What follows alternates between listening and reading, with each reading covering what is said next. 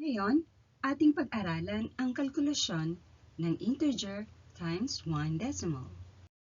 Sa halip na i-align ang mga bilang ayon sa posisyon ng mga digit, ilinya natin ang mga bilang ayon sa pinakahuling numero ng mga numerical value.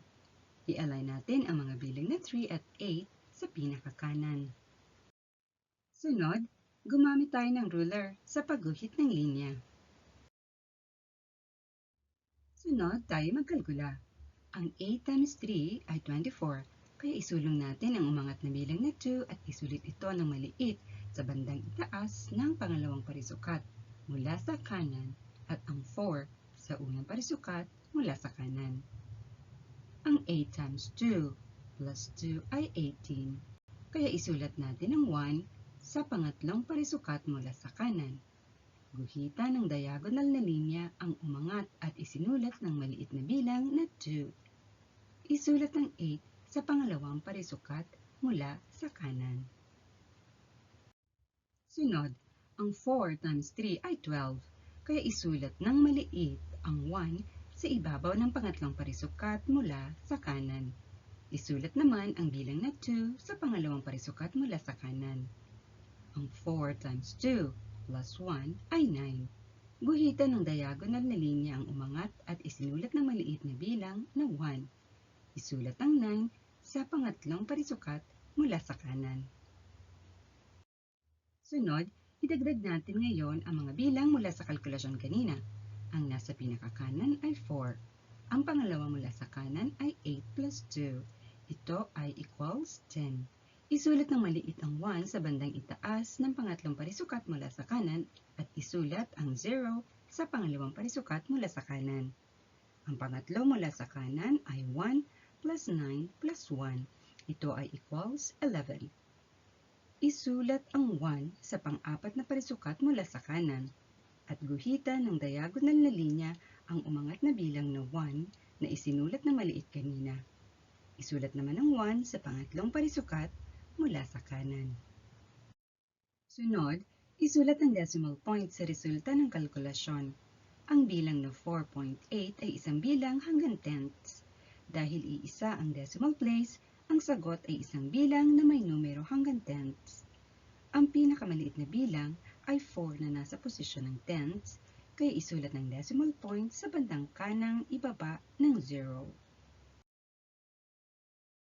Bilang panghuli, isulat natin ang sagot. Dito nagtatapos ang ating kalkulasyon sa panulat. Tayo magsanay. Pindutin pansamantala ang pause icon at lutasin natin ang katanungan sa pagsasanay. Pindutin ang play icon kapag nasagutan na ninyo ang katanungan. Markahan ng bilog. Ngayon, magtugma tayo ng sagot. Number 1, 56 times 6.7. Ang sagot ay 375.2. Pangalawa, 71 times 9.3. Lutasin natin ito tulad ng sa unang tanong. Ang sagot ay 660.3. Tama ba ang inyong mga sagot sa dalawang katanungan? Panghuli, ripasuhin natin ang inaral natin ngayon. Basahin natin ang number 1 hanggang number 5. Number 1, sa pagkalkula, i-align ang digit. Number 2, gumamit ng ruler sa pagguhit ng linya. Number 3, magkalkula.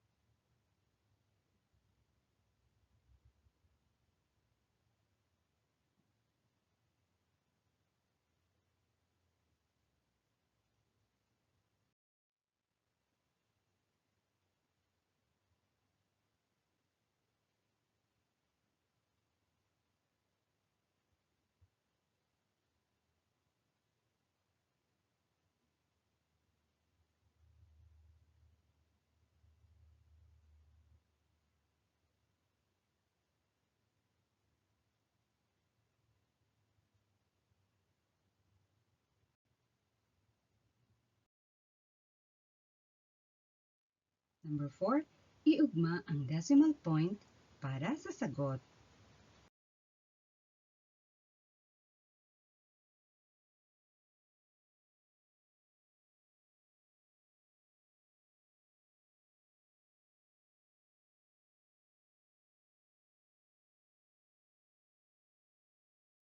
Number 5, isulat ang sagot.